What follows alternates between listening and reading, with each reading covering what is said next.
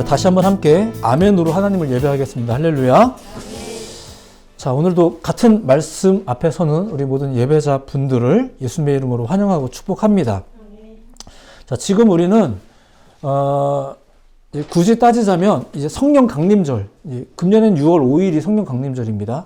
그 성령 강림절을 이제 기다리면서 그날을 앞두고 몇 주간에 걸쳐서 그 예수님의 제자들에게, 예수님이 당신 사역의 말미에 제자들에게 하셨던 말씀들을 좀 집중해서 좀 다루고 있습니다. 그 말씀을 좀 나누고 있습니다. 고난과 위험에 관한 내용입니다. 자, 조금은 불편할 수 있는 주제죠. 고난, 위험 이런 내용도 좀 불편합니다. 근데 생각해 보면 예수님의 사역을 잘 생각해 보면 그 제자들을 포함한 대부분의 사람들에게 그들이 불편해하는 이야기를 너무 아무렇지 않게 막 전하곤 하셨어요. 그분의 메시지의 특징이 좀 그래요. 그런데 이제 그게 단순히 예수님 탓일까? 그분이 괜히 말을 어렵게 하는 걸까? 가끔 말씀드린 적이 있는데, 산상수훈 설교 아시죠? 마태복음 5장에 나와 있는 산상수훈 설교도 잘 보면 이렇습니다. 심령이 가난한 자는 복이 있다. 애통하는 자가 어떻다. 의에 줄이고 목마른 자가 어떻다. 심지어는 의를 위하여 핍박을 당하는 자. 이런 얘기가 나옵니다. 이게 분명히 복에 관한 이야기를 하고 있는 건데, 이 곳곳에 거슬리는 말들이 이렇게 막 섞여 있어요. 예수님의 메시지가 대부분 이런 식입니다. 이제 그분의 말씀이 분명히 진리의 말씀이고, 또 우리가 몰랐던 걸 얘기해 주시는 거라면, 아, 그렇구나. 이러면서, 아멘, 이러면 되는데, 대부분의 사람들이 그러지 못했습니다. 왜냐하면 그 설교에 불편한 말들이 좀 많더라고요. 가난한 자가 복이 있다고? 가난? 애통? 핍박? 그러니까 복이 있다는 말이 8번이나 나오긴 하지만 그런 말들보다 가난, 핍박 이런 것들이 이게 귀에 꽂히는 거예요. 이런 말들이 먼저 우리의 생각을 사로잡죠. 그러면서 멈칫하는 거예요. 이것이 진리의 말씀이라는 것을 알면서도 멈칫하는 거예요. 정말로 그것이 복을 받는 방법일지라도 우리를 욕하고 박해하고 거짓으로 우리를 거스른다 이런 일들이 이제 그 팔복에 나왔잖아요. 우린 이게 싫어요. 이게 분명히 복 받는 비결인 건 알겠는데 우린 그게 싫어요. 근데 이상하게도 예수님의 말씀에는 그런 이야기들이 굉장히 많이 껴있죠. 어쨌든 그렇게 예수님이 이제 산 위에서 열심히 하나님의 메시지를 전했는데 그걸 가만히 듣고 있었던 이제 예배자들도 산에서 내려올 때는 다 심란해져서 내려와요. 아, 오늘 설교 끝내주지 않았냐? 이러면서 내려오지 않았습니다. 알듯한데 모르겠고 은혜스러운 것 같긴 한데 뭔가 불편하고 말씀을 들으면 힘이 되기도 하지만 뭔가 더 고민도 많아지고 이런 감정을 느끼면서 내려오더라 이거죠. 실제로 예수님이 산에서 설교하고 내려오시는 이제 그 마태복음 8장의 이야기를 보면 이제 그 이야기에서부터 사람들의 호응도가 이렇게 달라져 있습니다. 이제 이런 적도 있습니다. 남들이 다 죽었다라고 말하는데 예수님이 아니야 잔다 이렇게 말한 적도 있어요. 그럼 사람들이 헷갈려지는 거예요. 잔다고? 진짜 죽었는데? 이게 무슨 말이 잘 모르셔서 이렇게 말씀하시는 거 아니야? 그분이 너무 교회만 계셔서 이렇게 말씀하시는 거 아니야? 그분이 직업이 목사님이라서 이렇게 말씀하시는 거 아니야? 이런 생각이 좀 들더라 이거예요. 또 어떤 사람들이 제자들이 이렇게 말한 적도 있어요. 그럼 가지 맙시다. 그랬더니 예수님이 아니야 그냥 나 갈래. 그러니까 제자들이 또 이제 헷갈리는 거예요. 아니 가면 위험하다고 후에 이런 일 생길 거라고 당신이 말해 놓으시고서는 가신다니. 이런 말을 우리한테 왜 한 거지? 그 말씀대로라면 안 가야 되는 게 맞는데 왜 가신다고 하는 걸까? 그 얘기는 왜 한 걸까? 제자들도 그게 헷갈리잖아요. 그래서 또 멈칫해요. 헷갈려요. 이런 식으로 예수님이 무슨 말만 하시면 사람들은 주로 당황했고 머뭇거렸고 심란해졌습니다. 그런데 이게 예수님 탓일까? 그분이 특별해서 혹은 괴짜라서 그러니까 그분에게서 원인이 있는 걸까? 우리가 이렇게 머뭇거리는 게. 우리가 이렇게 말씀을 들으면서도 멈칫하는 게 쉽게 결단을 못 내리는 게 목사 탓일까? 말씀 탓일까? 자, 우리는 용서와 사랑 등과 같은 이런 초월적인 메시지, 초월적인 정서보다 뭐 하나님의 뜻이라는 것이 있는데 그런 대의적 명분을 가지고 살아가는 것보다 그런 숭고한 삶보다 사실은 실리를 따져서 사는 것, 내가 손해보지 않는 삶의 방식, 어떻게 하면은 내가 열심히 기도하면은 그런 손해를 안 볼 수 있지 않을까? 우리는 사실 그런 거에 더 많이 익숙해져 있는 삶을 삽니다. 그게 이제 세상에서는 타당한 삶의 방식이고 우리는 그런 것을 일주일 중에 6일은 그런 걸 접하며 살고 있고 그게 더 익숙합니다.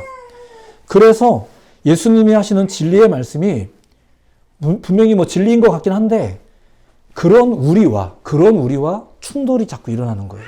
예수님 탓이 아닌 거죠. 분명히 그분은 하나님의 아들이시며 진리를 말씀하셨습니다. 믿으시기 바랍니다. 그런데 우리가 그 진리를 자연스럽게 받아들일 만한 상태가 아닌 거예요. 물론 이 사실 자체를 인정하는 것도 이게 좀 어려운 일이긴 합니다. 우리가 이게 인정이 잘 안 돼요. 좀 거슬리잖아요. 꽤 오랜 시간이 걸립니다. 자, 그런 우리이다 보니 예수님의 말씀은 사실은 어려운 건 아니에요. 낯설죠. 낯선 거예요. 성경의 이야기 속에서도 잘 보시면 예수님의 말씀을 들은 많은 사람들이 어떻게 반응을 했냐면 이렇게 반응합니다. 이분의 말씀은 뭔가 다르다. 이게 무슨 말일까요? 예수님의 말씀이 틀렸다고는 말 못하겠는데 그렇다고 즉각적으로 받아들이기는 좀 어렵고 그분의 말씀이 뭔가 그 자신들의 안에 그 깊숙한 곳에 있는 걸 자꾸 건든단 말이에요. 그게 뭔가 좀 특별한 건 알겠고 심지어는 그 말씀이 옳다는 것도 아는데 그리고 심지어는 권위가 있다는 것도 느껴요. 그런데도 머뭇거리게 되는 거죠. 왜일까요? 내 속에 내가 너무도 많아서 그런 거죠. 내 속에 내가 너무 많아요. 그리고 많은 신앙인들이 이렇게 변명을 합니다. 저는 실제로 많이 듣는 얘기입니다. 목사님, 저도 알아요. 저는 이 말 참 많이 듣습니다. 예. 진리는 옳습니다. 그런데 수많은 사람들이 그 앞에서 머뭇거립니다. 우리가 신앙생활을 하는 것은 대부분 이 감정선의 반복이라고 할 수 있어요. 우리가 이런 것을 계속 반복하죠. 한편 뭐 매주 주일마다 듣는 이 설교의 기능이 뭘까? 몰랐던 것을 전해드리는 것을 주 기능으로 하기도 하지만 진리를 몰랐던 것을 우리가 아는 것도 주 기능이기도 하지만 머뭇거리지 말라고. 여러분들이 이미 알고 계시지 않느냐고. 안다면서요. 왜 용기를 못 내세요? 왜 담대하지 못하세요? 왜 머뭇거리세요? 뭐 이런 푸시들이 사실은 우리가 주일 설교를 통해서도 많이 경험하죠. 이런 조금은 불편한 메시지를 우리가 지금 이제 성령 강림 이전에 이제 보고 있는 거고요. 심지어 주제가 뭐예요? 고난, 이제 이런 위험 이런 겁니다. 근데 사실 이게 제 개인적인 의도가 아니라 이 절기적인 의도가 아니라 예수님도 당신의 사역 말미에 그 이슈를 오히려 더 가까이에 있는 사람들, 제자들에게 더 많이 전했더라 이거죠. 그러니까 우리가 뭐라고 그분의 말씀을 무시할 수 있을까요? 불편하다고 안 해요? 그럴 수 없다는 거죠. 그래서 이 말씀을 좀 보는 겁니다. 주님은 일부러 제자들을 좀 거슬리게 하려고, 그들을 좀 불편하게 하려고 이런 이야기를 하는 건 아니에요. 뭐 죄책감에 빠지라고 하는 것도 아니고, 다만 이런 주제가 중요한 타이밍이 좀 있는 것 같아요. 자, 이것을 그냥 일종의 신앙의 뭐 방법이라든가 교훈으로만 받아들이려고 한다면 우리는 이 말씀을 설령 다 이해한다 하더라도 왜 그래야 될까 이러면서 또 고개를 갸웃할 수밖에 없을 것 같아요. 뭐 혹은 조금 설득된다 하더라도 이게 신앙인이라면 이렇게 해야 되는 거구나 이런 걸 좀 뭐 알긴 알더라도 속으로 싫은 건 좀 변함이 없죠. 내가 언제까지 참아야 되나 이런 게 내 한켠에서 떠나질 않아요. 참고 계신 거죠. 신앙을 참으면서 하면 참 힘들 텐데. 근데 우리는 그러니까 이 말씀을 교훈으로 받아들이면 좀 이런 딜레마에 또 빠지기도 합니다. 계속 머뭇거리죠. 우리는 한 가지 분명히 기억해야 됩니다. 모든 성경은 하나님의 감동으로 된 것입니다. 그리고 모든 교훈과 책망과 바르게 함과 의로 교육하기에 유익한, 그러니까 이 말씀은 삶을 살면서 활용하라고 주어지는, 이 시간에 선포되어지는 한 20-30분의 이 설교도 사용하시라고 전해드리는 말씀이라는 것. 까먹을지 몰라서 영상까지도 올려서 좀 저도 민망하지만 영상까지 올리는 이유가 사용하라고 이제 올리는 겁니다. 오늘의 말씀도 그런 차원에서 좀 들으시면 좋을 것 같습니다. 뭐 바로 즉각적으로 아멘하기 어려운 주제일 수 있더라도. 자, 오늘은 이제 지난주에 이어서 위험 훈련 두 번째 이야기를 전해드립니다. 자, 지난주까지 우리는 고난에 대해서 먼저 이야기를 나눴죠. 고난은 위험과 다르다. 이런 이야기를 좀 소개해 드렸습니다. 조금만 그냥 되돌아보면서 생각을 정리해 보죠. 이제 고난은 이미 닥쳐진 결과라고 이제 소개를 해 드렸습니다. 이미 나에게 와 있는 질병, 내가 그동안에 이제 하도 이게 건강 관리를 안 하다 보니까 결국 와버린 질병, 예를 들어서 이런 거. 그래서 우리는 이미 우리에게 닥쳐진 이 힘겨움을 해결하기 위해서 주님을 찾기도 하고 여타의 노력을 하기도 하죠. 뭔가 병명이 드러나면 거기에 대한 대응을 노력을 하는 게 대부분 이런 경우입니다. 예, 어떤 이들은 그 결과 앞에서 이제 도전이나 노력 자체를 하지 않고 자포자기하는 분들도 사실 가끔 계세요. 그러면 안 됩니다. 노력을 해야 됩니다. 어쨌든 이렇게 대체로 우리는 그 결과를 듣고 그 자리에 머물러 있지는 말아야 되겠다는 생각을 좀 하긴 합니다. 뭔가 좀 고장이 났다 이러면 해결하기 위해서, 관계도 뭔가 고장나면 야, 우리 만나서 한번 톡 까놓고 얘기해보자. 뭐 이런 것도 합니다. 그러니까 그냥 내버려 두려고 하진 않아요. 잘 하시는 것 같아요. 고난에 대한 우리들의 이런 노력들이죠. 무언가 드러났을 때 그것에 대해서 우리가 어떻게 대응을 할 것인가. 이런 노력들을 우리가 주로 하곤 합니다. 자, 고난의 출처는 주로 우리 자신에게 나오기도 합니다. 누구와 싸웠다 이러면은 사실은 무조건 그 사람만의 문제는 아닌 거예요. 나에게도 뭔가 이유가 있겠죠. 고난의 출처는 주로 자신에게 있다라는 이야기도 좀 소개해드렸습니다만, 뭐 설령 그것이 뭐 외부에서부터 왔다 하더라도 어쨌거나 우리는 이미 이렇게 닥쳐진 고난을 좀 어떻게든 해결하려고 노력은 합니다. 예, 잘하고 계신 겁니다. 두고 볼 수만은 없다. 네, 그런 마음이 있죠. 자, 이것이 고난에 대한 우리들의 일반적인 대응 방식이고요. 한편 예수님께서는 위험에 대해서도 이야기하셨거든요. 이따 결론에서도 한 번 더 이야기하겠지만 그분의 이야기를 잘 들여다보면 사실 고난에 대해서 대처하는 방법이기보다 위험에 대한 이야기, 그러니까 미리 경고하는 이야기가 사실 더 많이 등장을 하게 됩니다. 오늘 그 이야기를 이제 소개해 드리는 거예요. 위험이 뭐라고요? 아직 닥치지 않은 문제를 다루는 것들. 그게 이제 위험에 대한 주제겠죠. 아직 겪지 않은 일, 아직 고난으로 규정되지 않는 문제를 미리 감지하는 것, 현재 감지하는 것이라고 할 수 있습니다. 신학적인 표현은 아니지만 일종의 선지자적인 감각이라고 할 수 있어요. 조금 더 포괄적으로 이야기하자면 사명자적인 감각. 그냥 주님 만나서 복 받는 게 아니라 주님이 보는 걸 보는 감각이죠. 사명자적인 감각.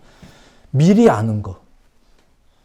미리 위기를 감지하고 더 나아가 그 위기의 원인이 미혹 때문이구나라는 것도 이제 알게 되고, 그 미혹의 주체가 누구다? 악한 영이구나라는 것도 알고, 더 나아가 이 문제를 누가 해결할 수 있겠는가? 이것을 아는 사람들. 사명자의 감각, 선지자적인 감각. 지난주에 미혹되지 않으려면 예수님을 인격적으로 만나야 됩니다. 이런 이제 말씀도 전해드렸는데, 그러니까 예수님은 고난과 위험에 관해서 제자들에게 이제 사역 말미에 많이 전하셨는데 조금 더 그 비중이 위험에 대한 경고 쪽으로 많이 전하고 계시다는 것입니다. 그 얘기를 오늘 이제 보려고 하는 겁니다. 자, 이러한 요구가 사실 생각해보면 예수님에게만 국한된 건 아니에요. 여러분들이 알고 있는 구약 성경, 그 구약 성경 자체가 사실 다 그겁니다. 여러분들이 알고 있는 예언서가 바로 다 그 내용이에요. 구약의 모든 가르침들, 선지자들을 통한 모든 예언과 경고가 다 그런 특징을 가지고 있어요. 예언자들은 문제를 해결해주는, 이미 닥쳐진 문제를 해결해주는, 당장의 고난을 해결해주는 이제 그런 역할도 가끔 했지만, 그죠? 가끔 했죠. 가난한 과부의 문제를 해결도 해주잖아요. 아픈 사람들을 뭐 살려주기도 하고 뭐 이렇게 합니다. 그런 문제를 해결해주기도 하지만 주로 그들은 무엇보다도 위험을 알리는 역할들을 감당했죠. 무엇 때문에 그런 일이 벌어지는지 이런 것들을 고발하고, 그리고 하나님의 마음은 어떠실까 이런 걸 또 소개도 해주고 이렇습니다. 위험을 미리 감지하는 것, 예언이 그런 거예요. 신앙에서 이것이 굉장히 중요하죠. 그래서 예수님께서는 당신 사역을 마무리하는 단계에서 제자들에게 이제 직업적으로 예언자는 없지만, 직업적으로 선지자는 없지만, 구약식으로 선지자는 없지만, 더 이상 세례 요한 방식으로 그런 선지자는 없지만, 이제 이 제자들에게, 예수님의 제자라고 불리는 사람들에게 그 선지자적인 감각을 소개하고 있는 거예요. 위기를 감지하는 능력, 그런 신앙, 감각, 위기감이라고 하죠. 그 영화에서, 재밌게 본 영화에서 스파이더맨이라는 영화가 있는데, 거기에 보면 그런 거 나오더라고요. 스파이더 센스, 뭐 이런 걸. 뭐 영화 보신 분들은 아시죠? 그러니까 위협을 감지하는 능력이랍니다. 굉장히 유용할 것 같지 않습니까? 뭔가 위기가 왔구나라는 것을 깨닫는 것. 사람들도 이러한 위기감이 중요하다는 건 아마 아는 것 같습니다. 그래서 이제 막 서로 알려줘요. 우리가 보는 언론이, 뉴스가, 인터넷 기사가 다, 대부분 다 그런 거 아닙니까? 매년 여름 기온이 올라가고 있다. 뭐 북극의 빙하가 막 녹고 있다. 이런 것들. 쓰레기 문제 심각하다. 뭐 이런 것들. 탄소 배출 문제. 핵 위험 문제. 뭐 금리가 올라가고 있다. 뭐 이런 것들이 이제 많이 나옵니다. 위기가, 이거 누가 설명 안 해주면 우리가 대부분 모르고 넘어가는 건데, 이런 설명 덕분에 우리가 뭐가 생겨요? 위기감이라는 게 생겨요. 그러다 보니까 이제 조급해지잖아요. 뭔가 해야 될 것 같고, 예, 이렇게 이런 소식이 들려오는 건 참 좋은 일인 것 같습니다. 그래 너도 나도 이제 그 감각을 좀 깨워야 되지 않겠는가, 또 위기감을 가져야 되지 않겠는가, 막 정보도 주고 이렇게 합니다. 뭐 물어보지도 않은 정보가 이 세상에 막 넘쳐납니다. 가끔 잘못된 정보도 있고, 그래서 우리가 잘못된 위기감에 빠지기도 하는데, 어쨌든 그렇습니다. 원래 목적은 뭘까요? 이런 위기감을 주는 목적이 뭘까요? 대응을 하자는 거겠죠. 대응을. 당신도 그냥 우연이라도 사고가 날 수 있지 않겠습니까? 이러면서 이제 보험에 드세요. 뭐 이렇게 하는 거지 않습니까? 예, 대응하라고. 그런데 우리가 그 소식을 들으면서 대응에 대한 고민을 하기보다 대부분은 두려움에 더 깊이 빠지죠.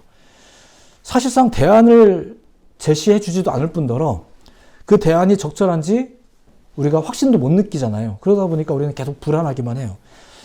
한편 이러한 위기를 느끼는 감각이 중요하다는 걸 아는 우리가 과연 진짜 위기를 우리는 아는가? 우리가 과연 진짜 위기가 뭔지 아는가? 자, 이제 교회를 다시 나갈 수 있으니까 된 건가? 진짜 위기는 뭔가? 이런 것들이 있잖아요. 성경이 우리에게 보여주는 게 뭘까? 그런 거겠죠. 그리고 심지어 성경은 명확한 대안을 누누이 말하고 있습니다. 우리가 잘 들으려고 하지 않아서 그렇지. 우리는 혹시 엉뚱한 위기감에 빠지는 건 아닐까? 그러다 보니까 또 엉뚱한 대안에 눈과 마음이 뺏겨 있는 건 아닐까? 그리고 그 대안 때문에 우리의 삶을 낭비하고 있는 건 아닐까? 뭐 이런 게 성경이 우리를 통해서 가르쳐주고 있는 내용이 아니겠습니까? 우리에게 질문하고 있는 거죠. 뭐 제대로 된 거 고민하고 있니? 진짜 고민이 뭔지 아니? 우린 제대로 살고 있는 것 같은데 자꾸 성경을 또 설교를 듣다 보면 이런 질문들이 우리를 좀 불편하게 하잖아요. 분명히 복 받는다고 하는데 뭐 가난이란 말이 거기 왜 껴있는지 막 이러면서 우리를 좀 불편하게 하잖아요. 그러다 보면 우리가 이제 깨닫게 돼요. 이런 메시지 앞에서, 이런 주님 앞에서 우리가 깨닫습니다. 우리 믿는 사람들조차 생각보다 훨씬 더 우리가 하나님을 배제한 채 살고 있구나. 하나님을 배제한 채 안전을, 행복을 우리가 도모하고 있구나. 성전 안에서는 다 믿음이 있죠. 그런데 바깥에서는 사실 내가 그렇지 않구나. 이런 것들을 좀 우리가 또 깨달아 가더라 말입니다. 그러다 보니까 믿으면서 사는데도 불구하고 본질적인 두려움에서 못 벗어나는 거예요. 계속 염려를 하는 거죠. 이게 바로 예수님께서 올바른 고난인식, 위험인식을 가르치신 이유이기도 합니다. 아무려면 예수님 시대에도 열심히 하나님을 믿었던 사람들이 없었겠습니까? 있었죠. 유대인들도 나름대로 열심히 믿었어요. 어떻게든 우리 히브리 신앙을 지키기 위해서 400년 동안 선지자가 없었는데도 불구하고 나름대로 우리가 해서 뭐 바리새파가 되든 사두개파가 됐든 이렇게 막 교파가 좀 생기긴 했지만 어쨌거나 열심히 해서 우리 유대교의 신앙을 지키지 않았습니까? 몇 가지 뭐 형식도 만들고.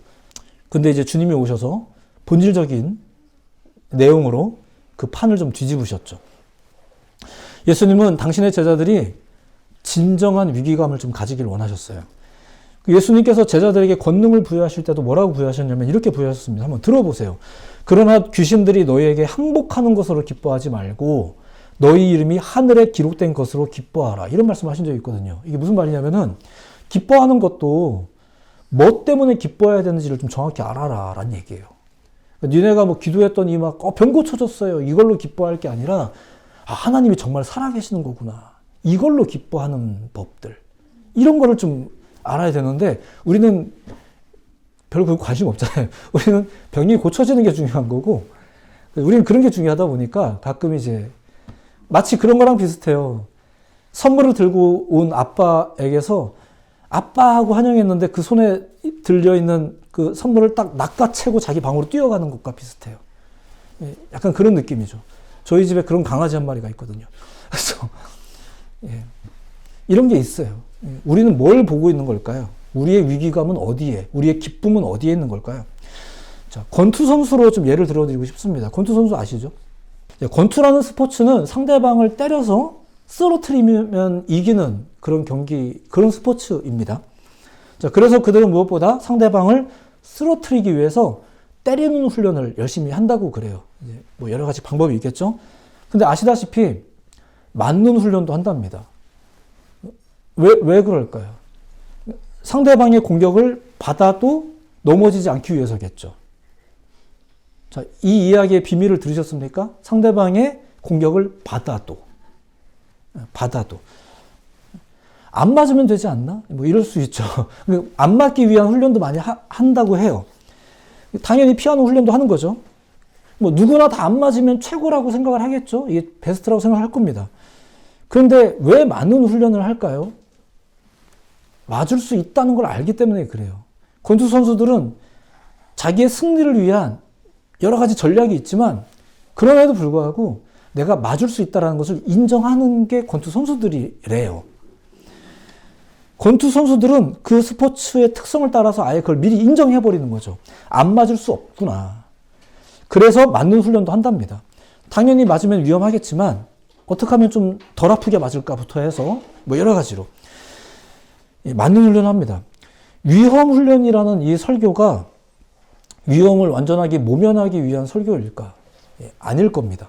어쨌든 그렇게 맞는 훈련도 함께 하면서, 자, 이 권투 선수들이 이렇게 맞는 훈련도 함께 하면서 결국 지향하는 게 뭘까요? 맨 처음에 이야기했는데, 이 결투에서 이기는 거죠. 승리하는 거예요. 그리고 승리하기 위해서는 어떻게 해야 된다? 내가 더 강해져야 된다는 거예요. 그렇게 강해지면 웬만해서는 맞아도 안 넘어지기 때문에 그렇습니다. 안 맞는 게 아니라 맞더라도 그쵸. 그리고 결국 이것은 위험을 감지하는 법, 그리고 위험을 대하는 법, 그 맞음을 대하는 법, 또 그것이 임했을 때 해도 올곧게 서 있는 법, 그냥 굳건히 서 있는 법, 이제 그것을 선수로 하여금 습득하게 하는 거죠. 그렇게 훈련된 권투 선수들도 제가 예전에 실제로 어떤 그 TV 프로에서 그 격투기 선수가 나와서 하는 말을 들었는데 이렇게 말하더라고요. 저희도 맞으면 아파요. 이렇게 얘기하더라고요. 저희도 당연히 맞으면 아픕니다. 하지만 그게 두렵진 않습니다. 정말 두려운 것은 지는 겁니다. 그래서 아프지만 버티는 거예요. 그리고 잘 버틸 수 있도록 미리 훈련할 때 무슨 훈련을 한다고요? 때리는 훈련만 해요? 아니요, 맞는 훈련도 한다는 거예요. 그들은 이기기 위해서. 그게 이제 이 투쟁의 목적이죠. 이 경기의 목적이에요. 이 다른 박질의 목적이란 말입니다. 이 목적, 우리의 삶의 목적이에요. 하나님이 우리를 지으신 목적이 있어요. 근데 이 목적, 이 진짜 목적을 위해서 그런 위험 훈련을 감수하는 거예요. 그 위험을 미리 배우고 경험하면서 점점 강해진 나를 꿈꾸는 거죠. 그렇게 위험 자체를 받아들이고 예측하고 직면하는 사람들은 이미 나온 얘기지만 어떻게 될까요? 이후에 만나게 될 문제 앞에서 초연하는 법을 알게 돼요. 두려움에 사로잡히지 않는 거죠. 휘청거리지 않는 거예요. 정말 중요한 게 뭔지도 안 잊어버려요. 우리는 가끔 그렇잖아요. 뭔가 위기가 오면은 그냥 그거 고민하다가 아 맞다 이러면서 또 중요한 걸 잊어버리잖아요. 자꾸 잊어버려요. 목회자들이 성도님들 자꾸 괴롭히는 이유가 뭐예요? 주일 설교 끝나고 나면 월요일만 되면 벌써 다 잊어버리니까. 그래서 자꾸 또 전화하고 막 문자하고 하는 이유가 그래서잖아요. 잊어버리지 말라고. 우리가 믿음이라고 성경에서 배우는 게 뭐예요? 안 잊어버리는 게 믿음이잖아요. 참고로 염려라는 게 있습니다. 염려라는 것도 있는데 뭐 말이 다 비슷해 보이긴 하는데 염려라는 것은 오늘 이 말씀에 빗대어서 설명을 하자면 이렇습니다. 염려라는 것은 그냥 아무것도 안 하고 제자리에 주저앉아 있는 것을 말합니다. 그러니까 이걸 훈련을 해야 되는데 앉아서 염려만 하는 거. 발로 뛰어야 되는데 앉아서 고민만 하는 거. 심지어 아직 상대방의 주먹이 날라오지도 않았는데 벌써 아파요. 그러니까 생각만 해도 막 아파요. 죽겠어요. 이런 얘기 많이 하시고 또 들어보셨죠. 저 정말 많이 듣거든요. 제가 볼 때는 별로 많이 이렇게 시도 안 한 것 같은데, 목사님 죽겠어요. 이래요. 취업이 안 돼서 죽겠어요. 그래서 막 뿌려. 이력서 막 뿌려. 이러는데 뿌리지는 않고 한 군데 냈다가 실망하고 거절당하면 힘들어 죽겠대요. 한 100번만 좀 더 내보시면 좋을 것 같은데. 근데 이제 이런 걸 말하는 거죠. 염려만 하는 게 있어요. 그 염려거리를 계속 만들면서 살기만 합니다. 성경의 기록을 들어도, 읽어도, 설교를 들어도 여전히 고민은 하죠. 왜요? 진짜 위험이 뭔지를 인식한 적이 없기 때문에 그래요. 진짜 위험을 상대해 본 적이 없어서 그래요. 다른 위험만 인식하며 살기 때문에 그래요. 이러면 나 돈은 벌 수 있을까? 이러면 나 친구들한테 혹시 버린다면 어떡하나? 무시당하면 어떡하나? 다른 위험을 더 많이 감지해요. 그러면서 위축되고 가만히 있어요. 염려만 하는 거죠. 그래서 성경에서 밝히는 하나님의 약속, 심지어 이 승리의 약속을 주일마다 들으면서도 그래도 맞으면 아프지 않나? 이러면서 돌아가는 거예요. 주일날 설교를 들으면서 그렇지, 목사님은 저렇게 말씀할 수 있지. 그렇지, 물론 아멘이지. 그래도 맞으면 아프지 않나? 그래도 월요일날 출근하면 힘들지 않나? 이 고민을 하면서 돌아가는 거예요. 계속 두려움으로 사는 거죠. 하지만 앞서 말씀드린 권투 선수를 잘 생각해 보시길 바랍니다. 그들이 엄청난 훈련으로 무장되었다고 생각해 보세요. 어떨 것 같아요? 엄청난 훈련으로, 엄청난 말씀으로, 엄청난 이런 내 몸에 새겨진 그 훈련의 성과로 무장됐다고 생각해 보세요. 어떻게 될까요? 그들이 두려움을 가지고 링 위에 올라갈까요? 아니죠. 설령 질 수도 있겠죠.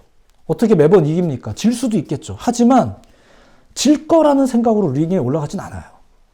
이기길 바라고 이길 거라고 믿고 올라가는 거예요. 자, 그리고 또 하나. 설령 그렇게 노력한 선수들이 졌어요. 그러면은, 이게 어떻게 된 거지 하고 경기를 포기할까요? 선수 생활 그만둬요? 아니죠. 뭘 더 열심히 할까요? 훈련을 더 열심히 하죠. 그리고 기꺼이 다음 기회가 왔을 때는 이전같이 하지 않는 거예요.